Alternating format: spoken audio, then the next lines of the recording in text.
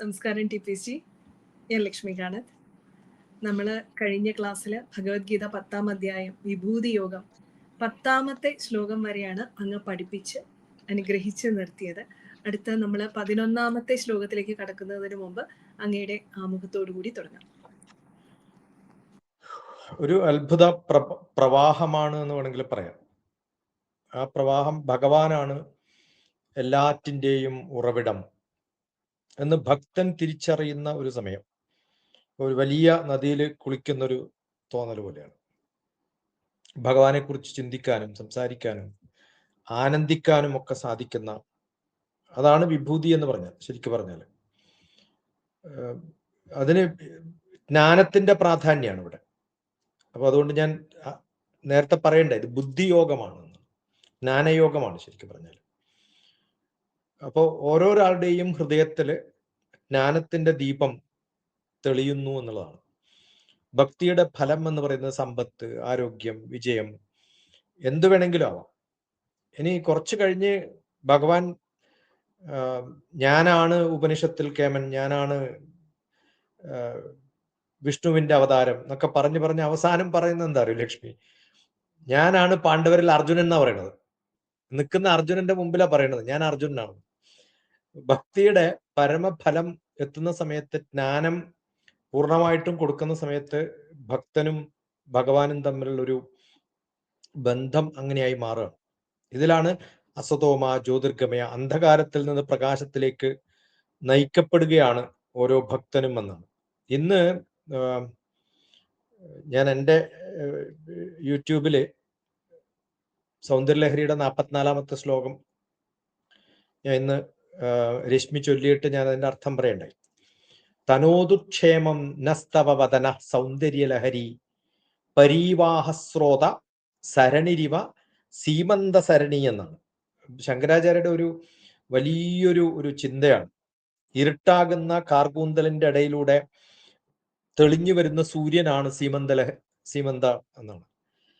ആ സീമന്ത സരണി എന്ന് പറയുന്ന ഒരു നദി പോലെ ഈ കാർകൂന്തൽ ഇങ്ങനെ ഇടുന്ന സമയത്ത് ഇടയിൽ കിട്ടുന്ന ആ ഭാഗത്താണല്ലോ സീമന്തം ഇടുക. അപ്പൊ അതില് ആ വരുന്നത് ഇരുട്ടിൽ നിന്ന് സൂര്യപ്രകാശം പുറത്തു വരുന്നത് പോലെയാണെന്നാണ്.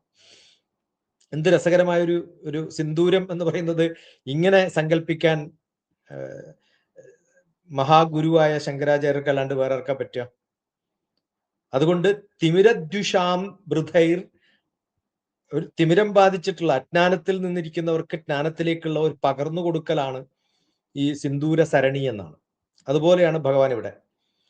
ഭഗവാൻ നമ്മുടെ ജീവിതത്തിൽ എല്ലാ പ്രശ്നങ്ങളും നീക്കാൻ സാധിച്ചിട്ടില്ലെങ്കിലും ശരിയായ ജ്ഞാനം കാണാനുള്ള പ്രകാശം നൽകുന്നു എന്നാണ്. ഇരുട്ടാണ് ഉള്ളത്, പക്ഷെ അതിലൊരു പ്രകാശത്തിന്റെ ഒരു കിരണം കിട്ടിയാൽ അതുപോലെയാണ്.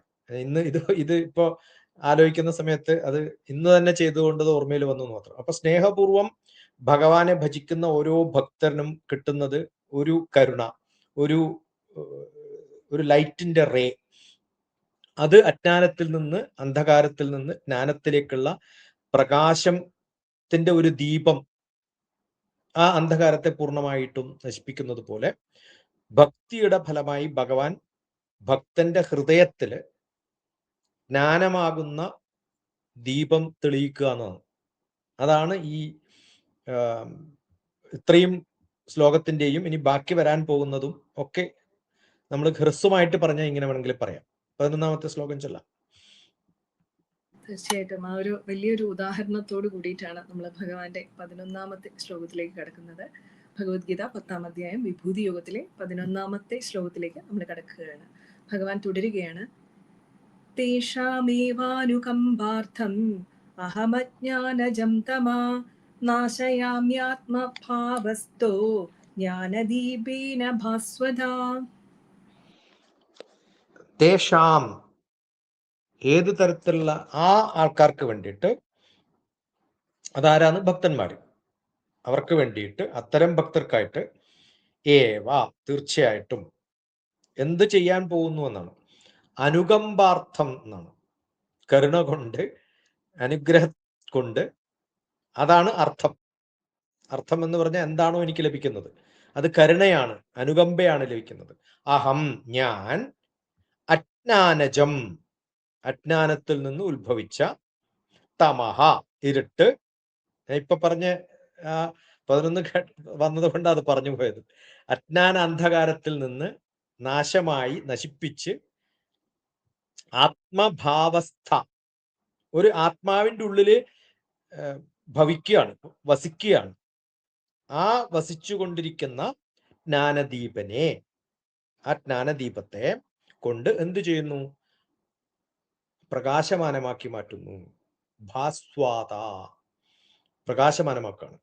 അത്തരം ഭക്തന്മാരോട് കരുണ ഹൃദയത്തില് ഉള്ളില് നിൽക്കുന്ന സമയത്ത് അജ്ഞാനത്തിൽ നിന്നുണ്ടായ അന്ധകാരം അത് പ്രകാശത്തിൽ നിന്റെ ജ്ഞാനദീപം കൊണ്ട് നശിപ്പിക്കുകയാണ് എന്നർത്ഥം. നമ്മൾ വേറൊന്നും കാണില്ല, ഇരുട്ട്, ആ ഡാർക്ക്നെസ് ഫുൾ പോയി ലൈറ്റ് മാത്രമേ കാണുള്ളൂ. അപ്പൊ ഇത് ഭഗവത്ഗീതയിൽ ഏറ്റവും ഹൃദയസ്പർശിയായിട്ടുള്ള 10 അധ്യായത്തിലെ 10ാമത്തെ ശ്ലോകം, ഞാൻ ഭക്തന് ബുദ്ധിയോഗം നൽകുന്നു. ആ ബുദ്ധിയാണ് നമ്മളെ എപ്പോഴും ചൊല്ലാറുണ്ടല്ലോ, ഗായത്രി ചൊല്ലുന്ന സമയത്ത് ദിയോ യോ നഹ പ്രചോദയാ. അതിവിടെ ഭഗവാൻ ഗ്യാരണ്ടി പറയാണ്, ഞാനത് ചെയ്യും എന്ന്. നിന്റെ ഹൃദയത്തിൽ പ്രകാശം ഞാൻ നൽകുമെന്ന് പറഞ്ഞാൽ എന്താ അർത്ഥം? ഞാൻ നിങ്ങളെ ഏറ്റവും അറിവുള്ളവരാക്കി മാറ്റുന്നു, എല്ലാം തിരിച്ചറിയാനുള്ള കഴിവ് നിനക്ക് തരുന്നു. അത് എങ്ങനെ നൽകുന്നു? അനുകമ്പാർത്ഥമാണ്, ഓൺ ഡിമാൻഡ് അല്ല. എനിക്ക് അനുകമ്പ തോന്നി ഞാൻ തരുകയാണ്. അത് അതിമനോഹരമായിട്ടുള്ളൊരു വാക്കാണത്. കരുണ കൊണ്ടാണ് ഞാൻ തരുന്നത്. നീ എന്ത് തെറ്റ് ചെയ്താലും അത് മാപ്പ് ഇരക്കാതെ തന്നെ ചെയ്യുന്നവനാണ് കരുണയുള്ളവൻ. അപ്പൊ ആരെന്ത് പറഞ്ഞാലും ചെയ്താലും എനിക്ക് കുഴപ്പമൊന്നുമില്ല, ഞാൻ ചെയ്യേണ്ടത് ഞാൻ ചെയ്യുന്നു. അത് ഭഗവാൻ ഭക്തനെ സഹായിക്കുന്നത് ഒരു നിയമം കൊണ്ടോ കടമ കൊണ്ടോ അല്ലെങ്കിൽ നിർബന്ധം കൊണ്ടോ ഒന്നുമല്ല, കരുണ കൊണ്ടാണ് എന്നാണ്. ഞാൻ ചെയ്തില്ലെങ്കിലും ആരും എന്നെ ചോദിക്കാൻ പോകണമെന്നില്ല, എനിക്ക് അതിനുള്ള പവർ ഉണ്ടെന്ന് പറഞ്ഞിരിക്കുന്ന ആളാണ്. പക്ഷെ അതല്ല, എൻ്റെ ഉള്ളിൽ കരുണയുണ്ട്, ഞാൻ തരുന്നതും കരുണ കൊണ്ടാണ്. സ്നേഹവും കരുണയുമാണ് ഭക്തന്റെ അല്ലെങ്കിൽ ഭഗവാന്റെ അടുത്തിരിക്കാനുള്ള ഏറ്റവും വലിയ മാർഗം. ഒരാളോടും ഈർഷലോ ദേഷ്യമോ ഒന്നും തോന്നാതെ, സഹതാപം എന്ന് പറയുന്നത്, എന്നെ എതിർത്ത് ആരെങ്കിലും ഒന്ന് പറഞ്ഞു, എൻ്റെ അടുത്ത് എന്തെങ്കിലും തെറ്റ് ചെയ്തു, അത് പാവം, ബുദ്ധിയില്ലാതെയാണല്ലോ ഇങ്ങനെ ചെയ്തത് എന്ന് പറയുന്നതാണ് നമ്മൾ ചെയ്യേണ്ടത്. പക്ഷെ അത് തിരുത്താൻ പറയുമ്പോൾ, തിരുത്താൻ കേൾക്കാനുള്ള ബോധമില്ലെങ്കിൽ ചിലപ്പം നമ്മളിലെ രാക്ഷസീയതൊക്കെ പുറത്തു വന്നു വരും. പക്ഷെ ഭഗവാൻ അതില്ല, സാത്വികനാണ്, പൂർണ്ണമായിട്ടും സാത്വികനാണ് ഭഗവാൻ. അപ്പൊ മനുഷ്യന്റെ യഥാർത്ഥ പ്രശ്നം എന്ന് പറയുന്നത് ദാരിദ്ര്യമല്ല, രോഗമല്ല, പരാജയമല്ല. ഏറ്റവും വലിയ പ്രശ്നം എന്ന് പറയുന്നത് അജ്ഞാനമാണ്. ജ്ഞാനമുള്ളവന് ദാരിദ്ര്യമില്ല, രോഗമില്ല, പരാജയമില്ല. അജ്ഞാനജം തമഹ എന്നാ പറയാ. അജ്ഞാനം എന്ന് പറയുന്നത് ഇരുട്ടാണ്. ആ ഇരുട്ടില് ഞാൻ എന്ന ഒരു ശരീരം ആണ് നമ്മുടെ ധാരണ. ആ ശരീരത്തിൽ നിന്ന് ലോകസുഖം പരമലക്ഷ്യമായിട്ട് മാറുമ്പോൾ എൻ്റെ മനസ്സ് ഞാൻ ഒറ്റക്കാണ് എന്നുള്ള ഭയം എനിക്കില്ലാണ്ടാവും.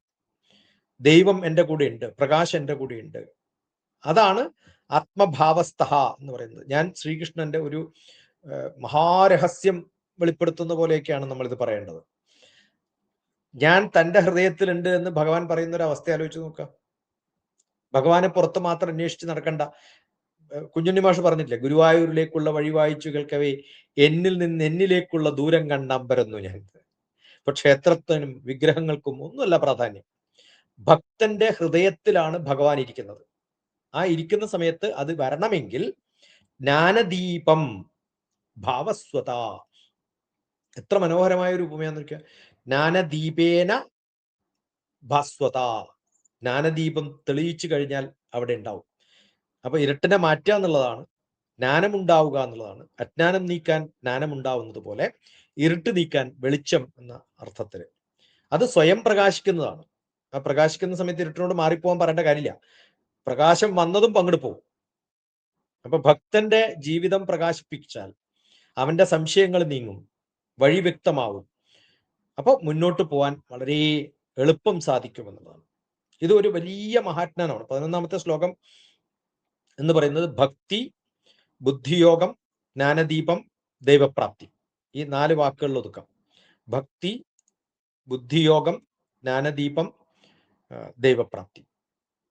ഇത് ഗീതയുടെ ഏറ്റവും വലിയ മഹാസന്ദേശമാണ്. ഹരി ഓം തത് സത് എന്നൊക്കെ നമ്മൾ പറയാറില്ലേ, അതിതാണ്. ശരിക്കും പറഞ്ഞാൽ ഇതിലാണ് അത് കിടക്കുന്നത്. ഇവിടെ ടി.പി.എസ്.സി ഈ ശ്ലോകം നമ്മൾ ഇനി ചൊല്ലുമ്പോൾ ഓർക്കുന്ന രീതിയിൽ ഒരു കാര്യം എടുത്തു പറഞ്ഞിട്ടുണ്ട്. ലോകത്തിന്റെ പ്രശ്നം എന്ന് പറയുന്ന ദാരിദ്ര്യവും ദുഃഖവും ഒന്നും മാത്രമല്ല, എല്ലാത്തിനും അടിസ്ഥാന അജ്ഞാനമാണ്. അത് ഏറ്റവും ഹൈലൈറ്റ് ചെയ്യേണ്ട ഒരു പോയിന്റ് ആണ്. നമ്മൾ എന്ത് വിഷമം ഉണ്ടായാലും അത് നമ്മുടെ അറിവില്ലായ്മ കൊണ്ടാണ് എന്ന് നമ്മൾ തിരിച്ചറിയുന്ന ആ ഒരു നിമിഷമാണ് നമുക്ക് എല്ലാത്തിനും പരിഹാരം ഉണ്ടാകുന്നത്. അത് ഭഗവാന്റെ കൃപയോടുകൂടി മാത്രമേ ആ ബുദ്ധി നമുക്ക് കിട്ടൂ. ഇതുപോലെ ബുദ്ധിയുള്ളവര് നമുക്കത് പറഞ്ഞു തരാൻ എത്തിയിരിക്കുന്നതും ഭഗവാൻ അങ്ങനെയുള്ളവരുടെ ഹൃദയത്തിൽ ഉള്ളത് കൊണ്ടാണ്. ഭഗവത് സാന്നിധ്യം നമ്മൾ ഇവിടെയും ഗുരുവിൽ നിന്നും അനുഭവിക്കുകയാണ് എന്നുള്ള ബോധത്തോടു കൂടി തന്നെ നമുക്ക് അടുത്ത ശ്ലോകങ്ങളിലേക്ക് കടക്കാം. 12ഉം 13ഉം ഒന്നിച്ച് ചൊല്ലാമെന്ന് തോന്നുന്നു അല്ലെ ടി.പി.എസ്.സി? അടുത്തത് ഭഗവത്ഗീത 10ാം അധ്യായം വിഭൂതി യോഗത്തിലെ 12ഉം 13ഉം ശ്ലോകം ഒന്നിച്ച് നമ്മൾ ചൊല്ലുകയാണ്.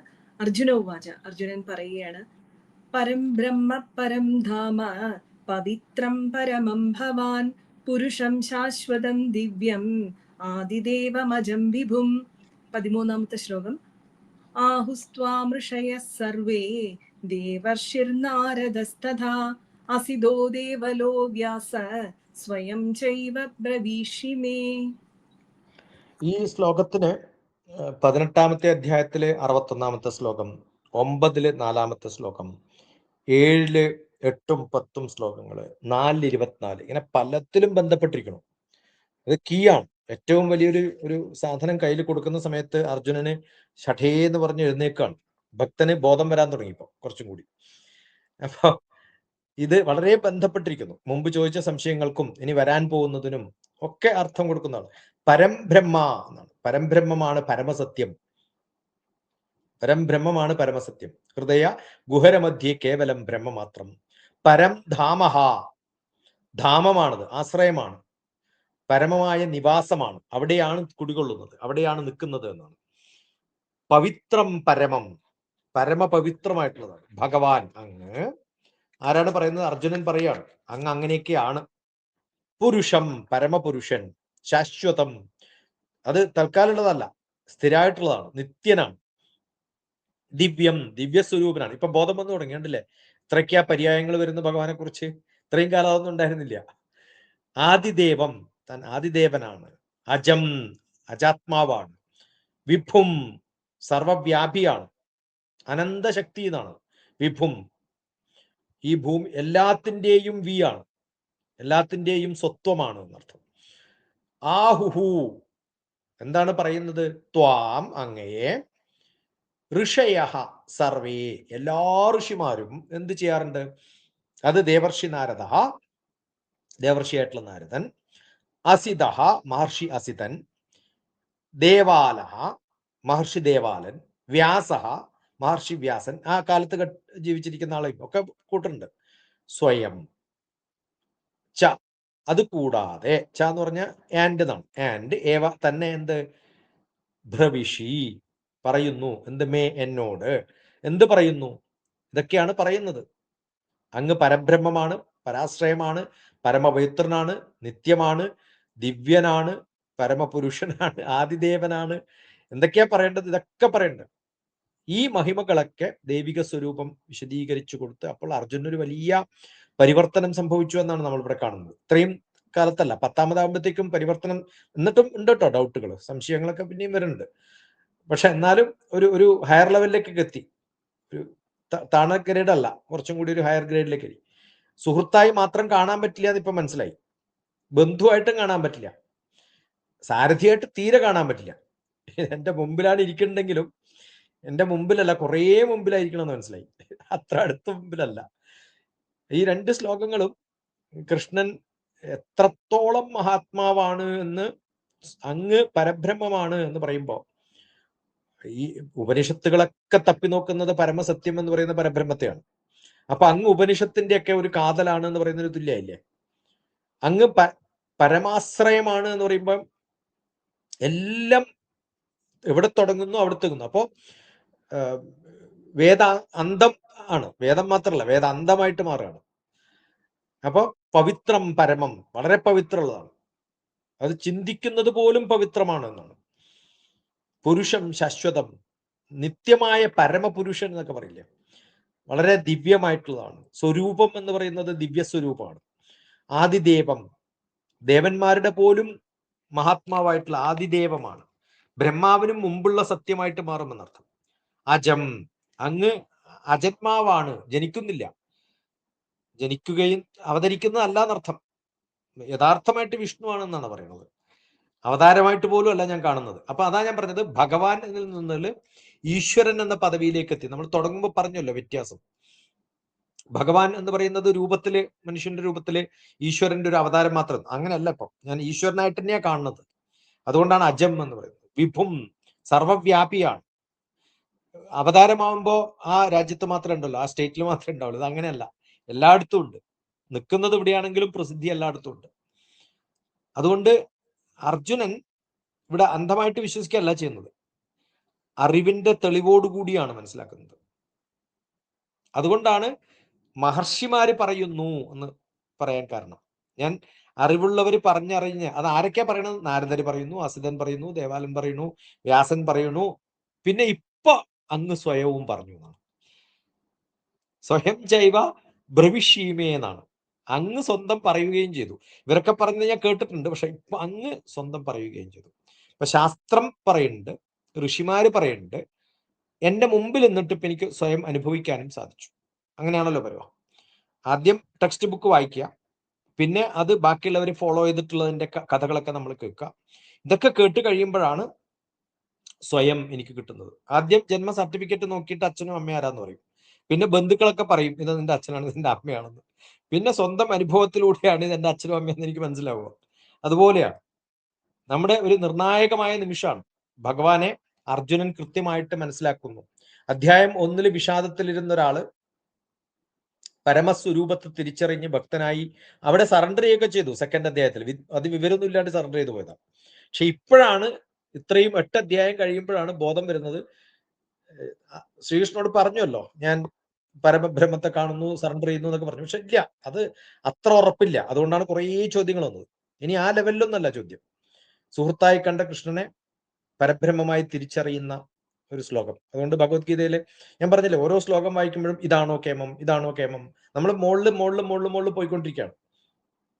എല്ലാവരുടെയും ആശ്രയമായിട്ട് അങ്ങ് മാറും എന്ന് ബോധ്യം അർജുനന് കൃഷ്ണനെ കുറിച്ച് വന്ന ശ്ലോകം 10-ാം അധ്യായത്തിലെ 12-ഉം 13-ഉമാണ്. അതുകൊണ്ട് ഒരു ശ്ലോകത്തിൽ ഒതുക്കാൻ പറ്റാത്തതുകൊണ്ടാണ് ഭഗവാൻ 2 ശ്ലോകം തന്നിരിക്കുന്നത്. അതിമനോഹരമായിട്ടുള്ള ഒരു വിവരണം. എന്ന് വെച്ചാൽ നമ്മളുടെയും ഒരു പ്രോസസ്സ് അങ്ങനെ തന്നെയാണ് അല്ലെ? നമ്മളും പിന്തുടർന്ന് വന്ന് എവിടെയോ വെച്ചിട്ടാണ് നമുക്ക് മനസ്സിലാവുന്നത് ഈ ഭഗവാൻ എന്ന് പറയുന്ന ഈ രൂപത്തിലിരിക്കുന്ന, അല്ലെങ്കിൽ ഭഗവാൻ മനുഷ്യരൂപത്തിലല്ല, അതിലുപരി ഈ ലോകം മുഴുവനും വ്യാപിച്ചിരിക്കുന്ന ഒരു ശക്തിയാണ്, അല്ലെങ്കിൽ ഊർജമാണ് എന്നുള്ള ഒരു ബോധത്തിലേക്ക് നമ്മളും എത്തുന്ന ഒരു പോയിന്റ് ഉണ്ട്. അത് എത്തിയിട്ടില്ല എങ്കിലും ആ ഒരു പ്രോസസ്സാണെന്ന് തോന്നുന്നു. അടുത്തത് ഭഗവത്ഗീത 10-ാം അധ്യായം വിഭൂതി യോഗത്തിലെ 14-ാമത്തെ ശ്ലോകത്തിലേക്ക് നമ്മൾ കടക്കുകയാണ്. അർജുനൻ തുടരുകയാണ്. 14-ാമത്തെ ശ്ലോകം. സർവമേതധൃതം മന്യേ യന്മാം വദസി കേശവ നഹി ദേ ഭഗവൻ വ്യക്തിം വിദുർദേവാനദാനവാ. സർവം, എല്ലാം, ഏതത്, അത് അങ്ങ് പറഞ്ഞതെല്ലാം ഇതുവരെ പറഞ്ഞിട്ടുള്ള ഋതം, സത്യമാണ്, യഥാർത്ഥമാണ്. അന്യേ, ഞാൻ വിശ്വസിക്കുന്നു. മന്യേ, ഞാൻ പൂർണ്ണമായും അംഗീകരിക്കുന്നു, വിശ്വസിക്കുന്നു. വിശ്വസിച്ചാലും ഇല്ലെങ്കിലും അതാണ്. പക്ഷെ അർജുനൻ ഒന്നും കൂടി കൺഫേം ചെയ്ത് പറയാണ്.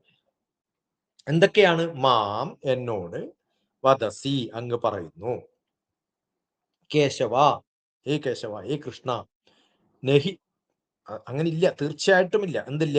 തേ, അങ്ങയുടെ, ഭഗവൻ, ഭഗവാനെ, വ്യക്തിം, യഥാർത്ഥ ദൈവിക സ്വരൂപം പരമപ്രകടമായിട്ട്, വിദുഹു, എനിക്കറിയാൻ സാധിക്കുന്നില്ല. ദേവാഹ, ദേവന്മാർ, ഇല്ല. ന ദാനേവ, അസുരന്മാരും ഇല്ല. ഈ അങ്ങ് എന്നോട് പറഞ്ഞതെല്ലാം പരമസത്യമാണ്, ഞാൻ പൂർണ്ണമായി വിശ്വസിക്കുന്നു. പക്ഷേ യഥാർത്ഥത്തിൽ ദൈവിക സ്വരൂപം ദേവന്മാർക്കും ഈ പൂർണ്ണമായി അറിയാൻ കഴിയാറില്ല. ദേവന്മാർക്ക് പോലും കൃത്യമായിട്ട് അറിയാൻ കഴിയുന്നില്ല പരബ്രഹ്മം എന്താണെന്നോ, പരമധാമം എന്താണെന്നോ, ആദിദേവൻ എന്താണെന്നോ അജാത്മാവ് എന്താണെന്നോ വിഭു എന്താണെന്നോ ഒക്കെ നേരത്തെ പറഞ്ഞല്ലോ 12-ലും 13-ലും. ഇതൊക്കെയാണെങ്കിലും അതെല്ലാവർക്കും അറിയാൻ സാധിക്കുന്നില്ല. അതിന്റെ ലേശം എനിക്ക് അറിഞ്ഞു എന്ന് പറഞ്ഞാൽ അർജുനനും കേമനായി എന്ന് എനിക്കിപ്പൊ കുറച്ച് മനസ്സിലായി എന്നൊക്കെ പറയാമല്ലോ. പറഞ്ഞത് സത്യമാണെന്ന് ഞാൻ അംഗീകരിക്കുന്നു എന്ന് പറഞ്ഞാൽ എന്താ അർത്ഥം? ദേവന്മാർക്ക് പോലും അറിയാത്തത് ഇപ്പൊ എനിക്ക് അറിയാൻ സാധിച്ചു എന്നാണ് പറയുന്നത്. അത് കേട്ടു. എന്തുകൊണ്ടാ? കാരണം അന്ധവിശ്വാസമല്ല, എന്നിൽ പ്രകാശം വന്നു. അതുകൊണ്ട് കേട്ടതും ചിന്തിച്ചതും മാത്രല്ല അനുഭവിച്ചത് വെച്ചിട്ടാണ് ഞാൻ പറയുന്നത് എന്നാണ്. വിശ്വാസവും ബോധ്യവും ഉണ്ട് എന്ന് പറയാറില്ലേ സാധാരണ നമ്മുടെ? വിശ്വാസം എന്ന് പറയുന്ന ആരോ ഒരാൾ പറഞ്ഞിട്ടുള്ളതാണ്.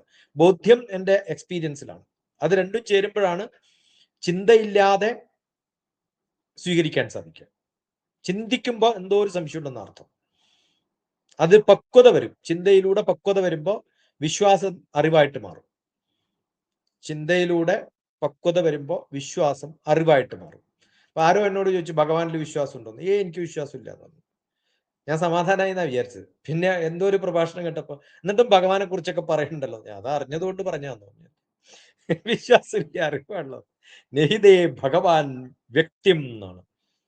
നെഹിതേ ഭഗവാൻ വ്യക്തിം. വ്യക്തി എന്ന സാധാരണ വ്യക്തിത്വമല്ല, ഭഗവാന്റെ അനന്തമായ യഥാർത്ഥ സ്വരൂപം അറിയുമ്പോഴാണ്.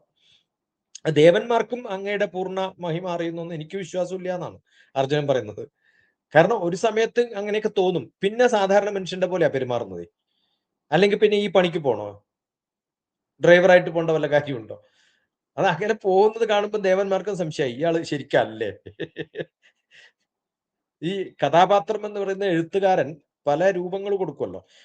ചില നമ്മൾ കാണില്ലേ, ഹീറോ അടികൊള്ളുന്നത് കാണുമല്ലോ. പിന്നെ എങ്ങനെ അയാൾ ഹീറോ ആവുക?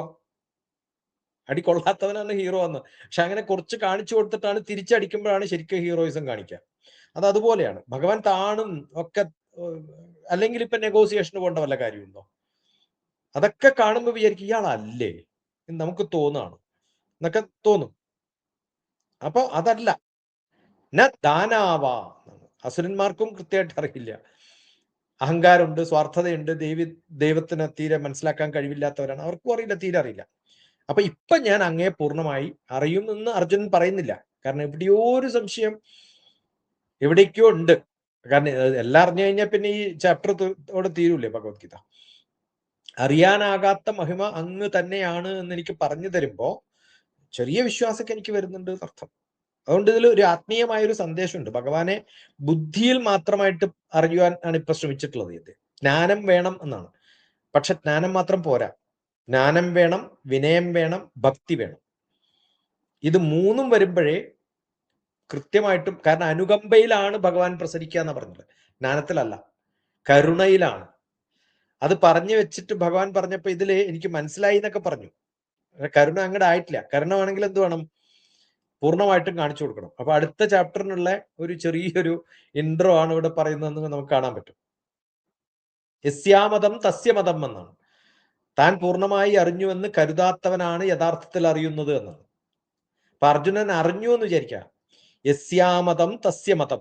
ഞാൻ അറിഞ്ഞു എന്ന് അറിഞ്ഞു കഴിഞ്ഞാൽ അറിഞ്ഞില്ല എന്ന് അർത്ഥം. അപ്പൊ അത് കുറച്ചും കൂടി അറിയണം എന്നുള്ള ആഗ്രഹം വരുമ്പോഴാണ് പൂർണ്ണമായിട്ടും ഞാൻ സന്തോഷവാനെന്ന് പറഞ്ഞാൽ അതിലെ സന്തോഷമല്ല. കാരണം സന്തോഷത്തിന്റെ അൾട്ടിമേറ്റ് നമുക്ക് അറിയില്ല. അങ്ങ് പരബ്രഹ്മമാണെന്ന് ഋഷിയൊക്കെ പറഞ്ഞു. അത് എനിക്ക് മനസ്സിലാക്കി. അത് വിവരം മാത്രമേ ആയിട്ടുള്ളൂ. ഭഗവാന്റെ പൂർണ്ണമായ അനുകമ്പയും പൂർണ്ണമായിട്ടുള്ള ഒരു തോന്നലും ഒക്കെ ഉണ്ടാവുമ്പോഴേ നമുക്ക് പൂർണ്ണമായിട്ടും അറിയുള്ളൂ. അത് ഭഗവാൻ കൊടുത്തോ എന്ന് ചോദിച്ചാൽ അത് കിട്ടിയിട്ടില്ല എന്നുള്ള ചെറിയൊരു സ്വാർത്ഥത അർജുനൻ കാണിച്ചു കൊടുക്കാൻ വേണ്ടിയിട്ടാണ് ഈ ശ്ലോകം പറഞ്ഞിട്ടുണ്ടാവുക തോന്നുന്നു. ഇനിയും വേണം ഭഗവാനെ, പോരാ എനിക്ക്, പോരാ എനിക്ക് എന്ന് പറഞ്ഞുകൊണ്ടിരിക്കുകയാണ്. എന്തായാലും TPC പറഞ്ഞ ഏറ്റവും പ്രധാനപ്പെട്ട ഒരു പോയിന്റ്, ഈശ്വര വിശ്വാസിയാണോ എന്ന് ചോദിച്ചപ്പോ അല്ല എന്ന് പറഞ്ഞു. കാര്യം ഈശ്വര അനുഭവമാണ് അങ്ങേക്കുള്ളത് അല്ലെ. നമ്മള് ആരെങ്കിലും മാതാപിതാക്കളിൽ നിങ്ങൾക്ക് വിശ്വാസം ഉണ്ടോ, നിങ്ങൾക്കുണ്ടോ എന്ന് ചോദിച്ചാൽ നമ്മൾ പറയില്ല എനിക്ക് അനുഭവമാണ്, എന്റെ അച്ഛനും അമ്മയും തന്നെയാണ് എന്ന് നമുക്ക് ഉറപ്പുള്ളത് പോലെയാണ് ഇവിടെ ഭഗവാനോടുള്ള ഭക്തി വേണ്ടത് എന്നുള്ളത് അങ്ങ് മനോഹരമായിട്ട് ആ ഒരു ഉദാഹരണം അങ്ങയുടെ തന്നെ സ്വന്തം അനുഭവത്തിലൂടെ യസ്യാമതം തസ്യമതം എന്നുള്ളത്, അത് എനിക്ക് തോന്നുന്നു സോക്രട്ടീസ് അതിന് സമാനമായിട്ടൊരു വാക്ക് പറഞ്ഞിട്ടുണ്ട് അല്ലെ. I know only one thing that I don't know anything. എനിക്ക് ഒന്നേ അറിയുള്ളൂ, എനിക്കൊന്നും അറിയില്ല എന്നുള്ളത് മാത്രമാണ് എനിക്കറിയുക. ആ ഒരു മനോഭാവത്തിലുള്ളവർക്കാണ് ഭഗവാൻ പ്രാപ്യനാവുക എന്നുള്ളതാണ് മനസ്സിലാകുന്നത്. പിന്നെയും അർജുനൻ തുടരുകയാണ്. ഭഗവത്ഗീത 10-ാം അധ്യായം വിഭൂതി യോഗത്തിലെ 15-ാമത്തെ ശ്ലോകത്തിലേക്ക് നമ്മൾ കിടക്കുകയാണ്. അർജുനവാച സ്വയമേവാത്മനാത്മാനം വേത്തത്വം പുരുഷോത്തമ ഭൂതഭാവന ഭൂതേശ ദേവദേവ ജഗത്പതി. നമ്മള് ഈ ഒരു ചാപ്റ്ററിൽ അർജുനന് കുറേ റോൾ ഉണ്ട് കേട്ടോ. നമ്മള് ബാക്കിയുള്ള ചാപ്റ്ററുകൾ പോലെയല്ല. ഇതിനകത്ത് അർജുൻ 7 ശ്ലോകങ്ങളുണ്ട്. 35 ശ്ലോകങ്ങൾ ഭഗവാനും 7 ശ്ലോകം 42 ശ്ലോകങ്ങളാണ് ആകെ ഉള്ളത്. അപ്പോ കുറേ ചോദ്യങ്ങൾ വന്നുകൊണ്ടിരിക്കുന്നതിന് കാരണം എന്താ വെച്ചാല് അറിവ് കൂടി വരുമ്പോഴാണ് സംശയം കൂടുക. അറിവില്ലാത്തപ്പോ സംശയം ഉണ്ടാവില്ല. ഇപ്പൊ അറിഞ്ഞു വന്ന് തുടങ്ങി, അപ്പോഴാണ് സംശയം ചോദിക്കാൻ വരുന്നത്. അപ്പൊ സ്വയം, ഞാൻ എന്ന് വെച്ചാൽ താങ്കൾ തന്നെയാണ്. ഏവഹ, തീർച്ചയായും, ആത്മന, സ്വന്തം സ്വരൂപത്താൽ, ആത്മന, ആത്മാനം, പല ശ്ലോകങ്ങളിലുണ്ട്. ആത്മൈവ ഹ്യാത്മനോ ബന്ധു ആത്മൈവ റിപുരാത്മനഹ എന്നൊക്കെ പറയുന്ന പോലെ ആത്മന, സ്വന്തം സ്വരൂപത്തിൽ, ആത്മാനം, താങ്കളുടെ യഥാർത്ഥ സ്വരൂപം, അറിയുന്നു. എങ്ങനെ അറിയുന്നു? വിദ്ധ, അറിയുന്നു. ത്വം, അങ്ങ്, പുരുഷോത്തമ, പുരുഷോത്തമനാണ്, സകല പുരുഷന്മാരിലും ഉത്തമനാണ്, ശ്രേഷ്ഠരിൽ ശ്രേഷ്ഠരാണ്. ഭൂതഭാവന, സകല ജീവികളെയും സൃഷ്ടാക്കളെയും പോഷിപ്പിക്കുന്നവനാണ്. ഭൂതഭാവനയാണ്, എല്ലാവരെയും പോഷിപ്പിക്കുന്നതാണ്. ഭൂതേശ, സകല ഭൂതങ്ങളുടെയും ഈശ്വരനാണ്, അധിപനാണ്. ദേവദേവ, ദേവന്മാരുടെ ദൈവമാണ്. ജഗത്പതി, പ്രപഞ്ചനാഥനാണ്, ജഗത്തിന്റെ ഭഗവാനാണ്, ലോകത്തിന്റെ അധിപനാണ്. ഇപ്പൊ പുരുഷോത്തമ, അങ്ങ്, ഇതൊക്കെയാണ് ഞാൻ അറിഞ്ഞതൊക്കെ അങ്ങോട്ട് പറയാം. ഇനി ബാക്കി വല്ലതുണ്ടെങ്കിൽ അതും കൂടി പഠിപ്പിച്ചാൽ മതി. ഈ അസൈൻമെന്റ് ഒക്കെ എഴുതുമ്പോ അങ്ങനെയല്ലേ പറയാം. പ്രപഞ്ചങ്ങളുടെ അധിപനായ അങ്ങയുടെ യഥാർത്ഥ സ്വരൂപത്തെ പൂർണ്ണമായും അറിയുന്നത് അങ്ങ് ആരാ? അബ്സല്യൂട്ടിൽ നിന്നാണ് ബാക്കിയുള്ളവരെ കമ്പയർ ചെയ്യുക. നമ്മൾ അസൈൻമെന്റ് കൊടുക്കുമ്പോൾ അസൈൻമെന്റ് ആർക്കാ കൊടുക്കുന്നത്? എന്റെ ടീച്ചർക്കാണെങ്കിൽ ടീച്ചർ എന്നെക്കാളും കൂടുതൽ അറിവുണ്ടെങ്കിൽ എനിക്ക് 100 മാർക്ക് തരാൻ പറ്റൂ. അപ്പൊ ഇവിടെ ആർക്കാ ഏറ്റവും അറിവുള്ളത്? അങ്ങയ്ക്ക് മാത്രമേ അങ്ങേ പൂർണ്ണമായിട്ട് അറിയുള്ളൂ. അപ്പൊ ഞാൻ അറിയുന്നതൊക്കെ അങ്ങോട്ട് പറഞ്ഞു, ദേവന്മാർക്കൊന്നും അറിയില്ലല്ലോ. ഇനി ഒരു മാർക്ക് ഇട്ടിട്ട് ഞാൻ ഇനി 90 ആയിട്ടുള്ളെങ്കിൽ ഒരു 10 കൂടി തന്നിട്ട് എന്നെ 100 തരണം എന്ന് പറയുന്ന പോലെയാണ്. ദേവന്മാർക്കും ബാക്കി അങ്ങയുടെ മഹിമ കൃത്യമായിട്ട് അറിയില്ല. അങ്ങയെ പൂർണ്ണമായി അറിയുന്നത് ആരാ? പിന്നെ എനിക്കത്രയൊന്നും വിവരമില്ലല്ലോ. ഈ ദേവന്മാരുടെ അത്ര വിവരമോ അല്ലെങ്കിൽ പിന്നെ ഋഷിമാരുടെ വിവരമൊന്നും ഇല്ല. എനിക്കറിയുന്ന കുറച്ച് കാര്യമൊക്കെ ഞാൻ അങ്ങോട്ട് പറയാം. അപ്പൊ അങ്ങേ കൃത്യമായിട്ട് അറിയാലോ. അതുകൊണ്ട് ആ ബാക്കി ഗ്യാപ്പും കൂടി എനിക്കൊന്ന് പറഞ്ഞു തരണം എന്ന് പറയുന്ന പോലെയാണ്. ഭഗവാനെ മാത്രമേ പൂർണ്ണമായിട്ട് അറിയൂ. അനന്തമായി അളക്കാൻ പറ്റാത്തതിന് ആർക്ക് അളക്കാൻ പറ്റുക? ഭഗവാനെ പറ്റുള്ളൂ, അല്ലെ? സാഗരത്തെ ചെറു കക്കയാൽ കോരുവാൻ ആര്യവർ വിഡ്ഢിയാം പൈതൽ എന്ന് പറയും. നമ്മൾ സാഗരത്തെ ചെറിയ കക്കയിൽ എടുക്കുന്നത് പോലെ. ആകാശത്ത് എൻ്റെ വൈഫ് എഴുതിയിട്ടുള്ളൊരു കവിതയാണ്. ആകാശത്തെ കൈകളിൽ പിടിക്കാനാവില്ല നമുക്ക് എന്നർത്ഥം. അതുപോലെ അനന്തമായ ഭഗവാനെ പരിമിതമായ മനസ്സിൽ പൂർണ്ണമായി ഗ്രഹിക്കാൻ സാധിക്കാത്ത സ്വയമേവ ആത്മനാത്മാനാം എന്നാണ്. ഭഗവാന്റെ പൂർണ്ണമായ മഹിമയെ ഭഗവാൻ തന്നെ അറിയും. അതുകൊണ്ട് അനുഭവിക്കാനും ആരാധിക്കാനും ഒക്കെ എനിക്ക് ആഗ്രഹമുണ്ട്. ഭാഗികമായിട്ടേ പറ്റുള്ളൂ ഇപ്പൊ. കാരണം അത്രയ്ക്കല്ലേ എനിക്ക് അറിയുള്ളൂ, പൂർണ്ണമായിട്ട് പറ്റണില്ലല്ലോ. അതുകൊണ്ട് പൂർണ്ണമായി ഉൾക്കൊള്ളാൻ പറ്റാത്തതുകൊണ്ട് എന്ത് ചെയ്യണം? എനിക്ക് അത് കൂടി തരണം. അതിൽ 5 വിശേഷണങ്ങളാണ് സാധാരണ. പുരുഷോത്തമൻ, ഭൂതഭാവന, ഭൂതേശ, ദേവദേവ, പിന്നെ ഏതാ? ജഗത്പതി. ഈ 5 വിശേഷണങ്ങളും ഭഗവാൻ ഉണ്ടെന്ന് എനിക്കറിയാം. ഇത് ആ തുടക്കത്തിൽ ഹേ കൃഷ്ണ എന്ന് വിളിക്കുന്നുണ്ട് അർജുനൻ. ഹേ പുരുഷോത്തമ, ദേവദേവ, ജഗത്പതേ.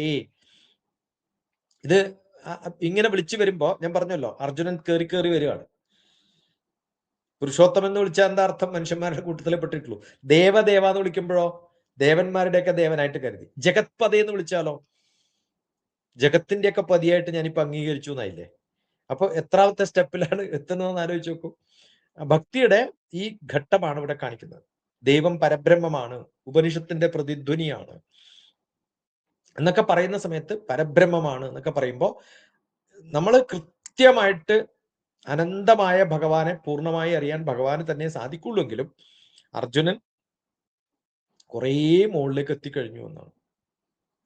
ആ എത്തുന്ന സമയത്ത് നമ്മളും ഇത് വായിച്ചു പോകുമ്പോൾ പുരുഷോത്തമനായ അങ്ങേ പൂർണ്ണമായി അറിയാൻ സാധിച്ചില്ലെങ്കിലും കുറെയൊക്കെ എനിക്ക് അറിയാൻ സാധിച്ചിട്ടുണ്ട് എന്ന് ഭഗവാനോട് ഇടക്കിടക്ക് പറയുന്നത് നല്ലതാണ്.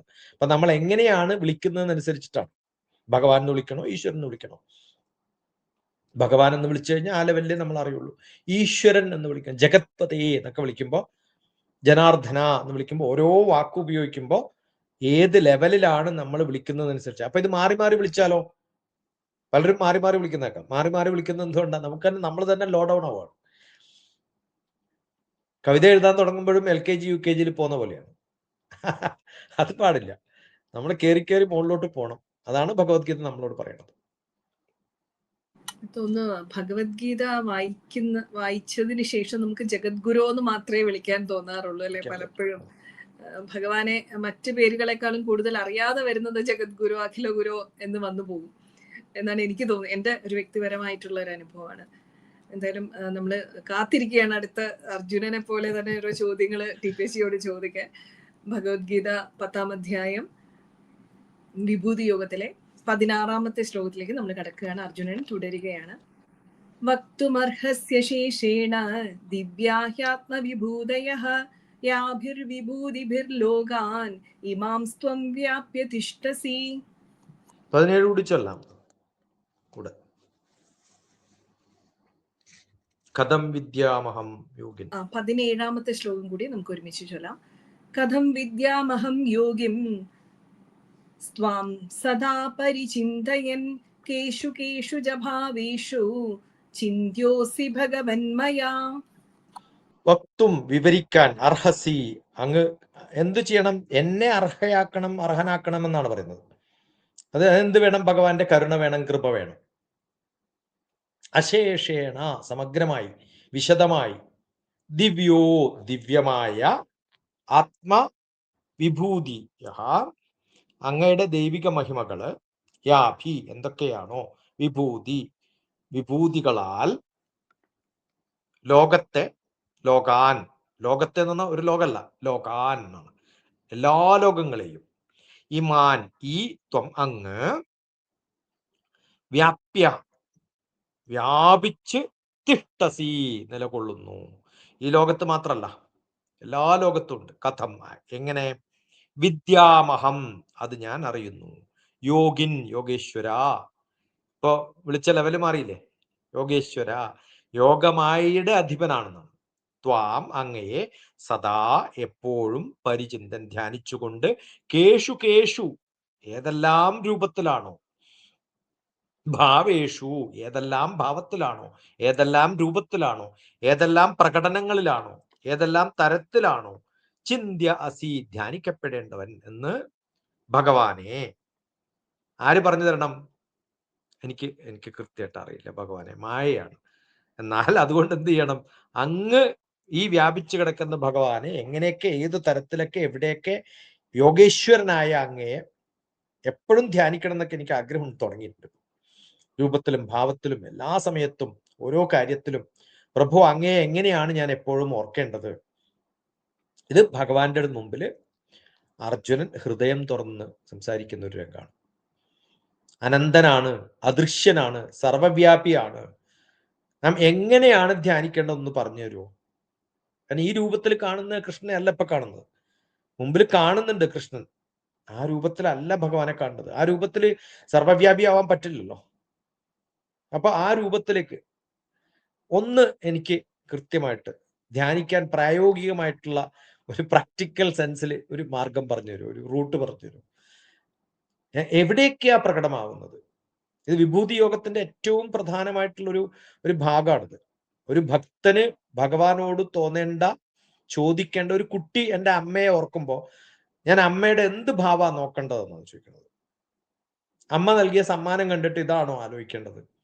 അമ്മ മടിയിൽ കിടക്കുന്ന സമയത്ത് കമ്ന കിടന്നത്, ഞാൻ ഒന്നും കണ്ടിട്ടില്ല. അപ്പോഴാ അമ്മയെ ശരിക്കും കണ്ടത്. ഞാൻ അമ്മയെ കണ്ടില്ലല്ലോ. അപ്പൊ അല്ലെ, കണ്ണടക്കുമ്പോഴാണ് അമ്മയെ ശരിക്കും കാണുന്നത്. ഇപ്പൊ സൂര്യനെ കാണാം, ഗംഗയെ കാണാം, ഹിമാലയത്തെ കാണാം, മഹാജ്ഞാനികളെയൊക്കെ എനിക്ക് കാണാം. അവിടെയാണോ ഭഗവാനെ കാണേണ്ടത്? അല്ല, ഞാൻ കഞ്ഞി കുടിക്കുമ്പോഴും ഭഗവാനെ കാണും. അതിൽ ഓരോ അന്നവും എൻ്റെ ഭഗവാനാണ്, എൻ്റെ അമ്മയാണ് എന്നാണ് എനിക്ക് തോന്നാറുള്ളത്. അപ്പൊ ഇതിൽ കൂടുതൽ ഞാൻ ധ്യാനിക്കാൻ എന്നെ ഒന്ന് സഹായിക്കുമോ എന്നാണ്. ഒരു ചെറിയ കുട്ടിയുടെ അമ്മയുടെ മുമ്പിൽ അറിവില്ലായ്മയുടെ, നമ്മളിപ്പോ പറഞ്ഞല്ലോ അറിവുണ്ട് എന്ന് പറഞ്ഞ അർജുനൻ ഇപ്പോ ഏത് ലെവലിലെത്തിയെന്നറിയോ? ഏറ്റവും താഴത്തെ ലെവലിൽ നിന്നിട്ട് ചോദിക്കുകയാണ്, എനിക്കൊന്ന് പറഞ്ഞു തരുമോ പ്ലീസ്, അല്ലേ? സകല യോഗശക്തികളുടെയും അധിപനായ അങ്ങയെ കേഷു കേഷു ജഭാവേഷു എന്നാണ്. ഗഹനമാണ്, അത്ര എളുപ്പമൊന്നുമല്ല അങ്ങയെ മനസ്സിലാക്കാൻ. ഏത് രൂപത്തിൽ കാണണം, എങ്ങനെ കാണണം എന്നൊന്ന് പറഞ്ഞു തരൂ എനിക്ക്. ഞാൻ ആദിത്യനാണെന്ന് വിചാരിച്ചു, ജ്യോതിസാണെന്ന് വിചാരിച്ചു, പർവ്വതങ്ങളിലെ ഏറ്റവും വലുതാണ്, നദികളാണെന്ന് വിചാരിച്ചു. പക്ഷെ ഇതൊക്കെ കൂടി കാണുമ്പോൾ ഈ രൂപത്തിൽ തൊട്ടടുത്തിരിക്കുന്ന ആളാണെന്ന് എനിക്ക് കാണാൻ പറ്റുമോ? പക്ഷെ എന്റെ മുമ്പിൽ ഇങ്ങനെ ഇരിക്കണുണ്ടേ. അപ്പൊ ദൈവം നമ്മൾ കാണുന്ന വിധത്തിലൊന്നും അല്ല. ഞാൻ പറഞ്ഞല്ലോ പണ്ട് അപ്പയ്യ ദീക്ഷിതരുടെ കാര്യം, രൂപവിവർജിതസ്യ ഭവതോ ധ്യായേന യത് കൽപ്പിതം സ്തുത്യാ നിർവചനീയതാകില ഗുരോ ദൂരീകൃതായന്മയ വ്യാപ്തിത്വം ച മയാകൃത. എല്ലായിടത്തുള്ള ഭഗവാനെ ചില സ്ഥലത്തൊക്കെ നമ്മൾ കൊണ്ട് നാട്ടിയിരിക്കുകയാണ്. ദോഷത്രയം മത്കൃതം, ഇതെന്റെ 3 ദോഷമാണെന്ന് പറഞ്ഞ പോലെയാണ്. അപ്പൊ അർജുനൻ അതാ പറയണത്. ദൈവം ക്ഷേത്രത്തിൽ മാത്രം ആഴ്ചയിൽ ഒരിക്കലും പോയ അതല്ല, സൂര്യനിലും നദിയിലും പർവ്വതത്തിലും എല്ലാത്തിലും ഉണ്ട്. അവിടെ നിന്ന് കണ്ടുപഠിച്ച ഓരോ നിമിഷവും, ഞാൻ പറഞ്ഞല്ലോ അമ്മ എന്തിലാ ഉള്ളതെന്ന് ചോദിച്ചാൽ എൻ്റെ ശരീരത്തിന്റെ ഓരോ ഭാഗവും കാണുമ്പോൾ ഇതൊക്കെ അമ്മയുടെ ഭാഗമാണെന്നുള്ള ഒരു അറിവ് നമുക്ക് ഉണ്ടാവുമ്പോൾ, അവിടെ നിന്നാണല്ലോ നമ്മൾ പൊട്ടിമുളച്ചു വന്നത്. അതേപോലെ പ്രപഞ്ചം ഫുൾ കാണുന്ന സമയത്ത് ഇതൊക്കെ ഭഗവാനാണ് എന്നുള്ള അറിവ് നമുക്ക് ഉണ്ടാവുമ്പോൾ അത് അങ്ങ് തന്നെ എന്ത് ചെയ്യണം, എൻ്റെ മുമ്പിൽ ഇരിക്കുന്നുണ്ട് ഇപ്പം, അത് എനിക്കൊന്ന് പറഞ്ഞു തരണം. ഇതിന് ചോദ്യത്തിന് മറുപടിയായി ഗീതയിൽ ഏറ്റവും മനോഹരമായിട്ടുള്ള വിഭൂതി എന്ന് പറയുന്നത് ആ വിവരണങ്ങൾ ആരംഭിക്കാൻ പോകുന്നേ ഉള്ളൂ. നമ്മൾ ഇത്രയും കാലം ഇതാണ് കേമ ഇതാണ് കേമ എന്ന് പറഞ്ഞില്ലേ. മഹിമകളിൽ മഹിമ എന്ന് പറയുന്ന ഭഗവാനെ കാണാൻ പഠിക്കാനുള്ള മാർഗം, അത് ചോദിക്കുന്ന ഭക്തൻ പ്രാർത്ഥനയോടുകൂടി ചോദിക്കുമ്പോൾ അതിന് എങ്ങനെയാണ് ഭഗവാൻ ഉത്തരം പറയാന്ന് നമ്മൾ ഒന്ന് ആലോചിച്ച് നോക്കണം. അങ്ങയുടെ എവിടെയെല്ലാം പ്രകാശിക്കുന്നുവോ അവിടെയെല്ലാം അങ്ങയെ കാണാൻ എന്നെ ഒന്ന് പഠിപ്പിക്കുമോ എന്നാണ്. ഈ രൂപത്തിലല്ലാതെ അങ്ങയെ കാണാൻ എന്നെ ഒന്ന് പഠിപ്പിക്കുമോ? അതല്ലേ നമുക്കും പഠിക്കേണ്ടത്. അതാണ് ഭഗവാൻ ആവശ്യപ്പെടുന്നത്. അർജുനൻ ആ ലെവലിലേക്കൊക്കെ എത്തി. എന്ത് രസകരമായൊരു അല്ലെ, ലോകത്തിൽ തന്നെ ഇങ്ങനെ ഒരു ശാസ്ത്രം ഉണ്ടോന്ന് നമുക്ക് അറിയില്ല, ഒരിക്കലും കിട്ടില്ല ഇതുപോലെ ഒന്ന്. കാരണം ഇന്ന് ഞാനൊരു വീഡിയോ കാണാനിടയായി. ഒരു കേരളത്തിലെ ഒരു അഹിന്ദു ആയിട്ടുള്ള ഒരു MLA ആണ് അദ്ദേഹം. അമ്മ മാതാ അമൃതാനന്ദമയ്യമ്മ ആൾ ദൈവം ആണ് എന്ന് പരിഹസിക്കുന്ന ഒരു വീഡിയോ ആണ്. ഇവിടെ ഭാരതത്തിൽ നമുക്ക് ആൾ ദൈവം മാത്രമല്ല, ഡോക്ടർ ഗോപാലകൃഷ്ണൻ സാർ എന്ന് പറയുന്ന നമ്മുടെ പൈതൃകാചാര്യൻ ആവർത്തിച്ചിരുന്നത് പോലെ ഇവിടെ ഓൾ ദൈവമാണ്, എല്ലായിടത്തും ഈശ്വരനാണ്, എല്ലാം ദൈവമാണ്. അങ്ങനെ കാണാൻ സാധിക്കുമ്പോൾ മാത്രമേ ഒരു സൃഷ്ടികളോട് നമുക്ക് വേർതിരിവില്ലാതെ ഇരിക്കുകയുള്ളൂ, ഒരു വിശ്വാസികളും വേറെയല്ല എന്നുള്ള സത്യം നമുക്ക് മനസ്സിലാവുകയുള്ളൂ.